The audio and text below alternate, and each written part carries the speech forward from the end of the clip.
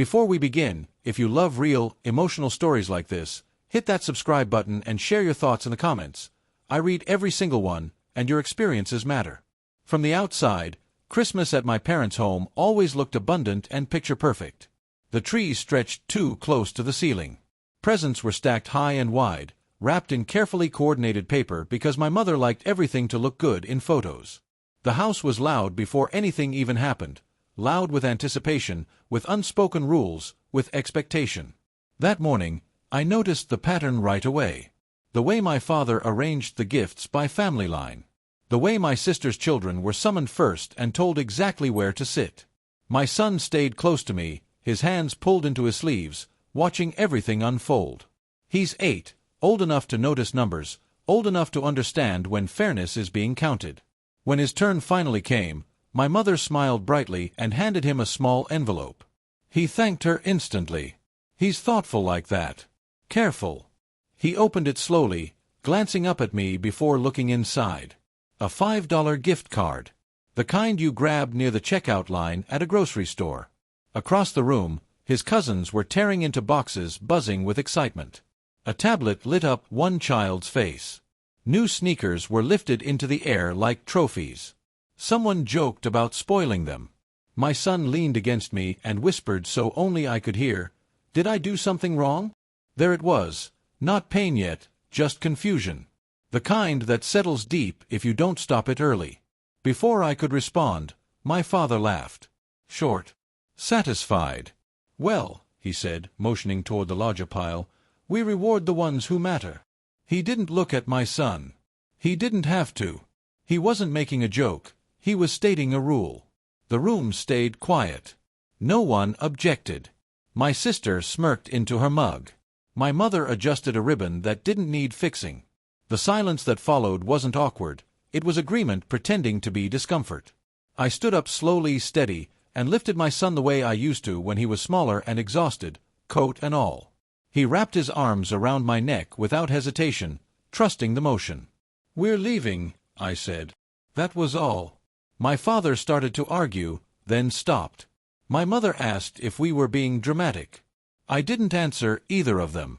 I walked out the front door as wrapping paper ripped behind me, the sound sharp and suddenly unbearable. The drive home was quiet.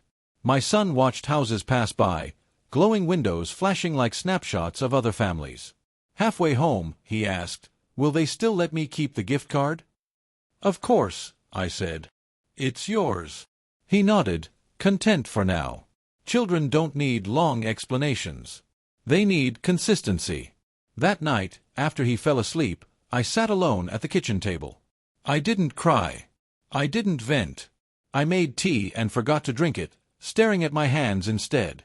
I thought about how much I supposedly owed my parents. How often that idea had been used like a leash. They had helped with a down payment years ago, back when I was barely holding things together after the divorce. At least, that's how the story was told. What never came up was how I'd quietly taken over their mortgage payments when my father's work hours were cut. Just for a little while, they said. Just until things improved. They never did. I had set the payments to run automatically under my name because it was simpler. Because I was dependable. Because no one else wanted to manage it. Quiet help has a way of turning into silent obligation. The next morning, I brewed coffee and logged into my account. I paused the payments, not canceled, not out of spite. Paused. Then I sent a single email. Direct. I won't be covering the mortgage anymore. You'll need to make other arrangements. I closed the laptop and packed my son's lunch. The call came before noon. My father sounded confused at first, then angry, then stunned. He talked about family loyalty, about gratitude, about bad timing. I listened until he ran out of words. "This isn't about money," I said.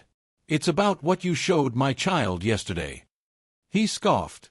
"You're punishing us over a joke." "I'm choosing him," I replied. "And I should have done it sooner." My mother's voice softened. "Careful now. We didn't mean it that way." "I know," I said. And I truly did. Somehow, that made it worse. 2 days later, the bank followed up. Then came a letter. Urgency replaced certainty. Messages changed tone. Apologies circled without landing. Invitations to talk, to reset, to smooth things over. I didn't rush to respond. Christmas passed quietly in our home. One night, we made pancakes for dinner just because. My son spent his gift card on a puzzle, finished it in 2 days, then took it apart to start again. One evening, he asked why we didn't see Grandpa anymore. I told him the truth, shaped gently for a child's heart. Sometimes adults make rules that hurt people. And sometimes the safest thing to do is step back. He thought for a moment, then nodded. Okay. The mortgage was eventually refinanced, not easily, not without loss. That part was no longer mine to carry. My parents and I still speak, carefully, from a distance that feels both sad and necessary. They've learned I won't soften consequences anymore. I've learned that love without conditions is quieter, but stronger. I don't feel like I won anything. I feel aligned. And when my son laughs freely now, without scanning the room first, I know exactly what I chose, and why.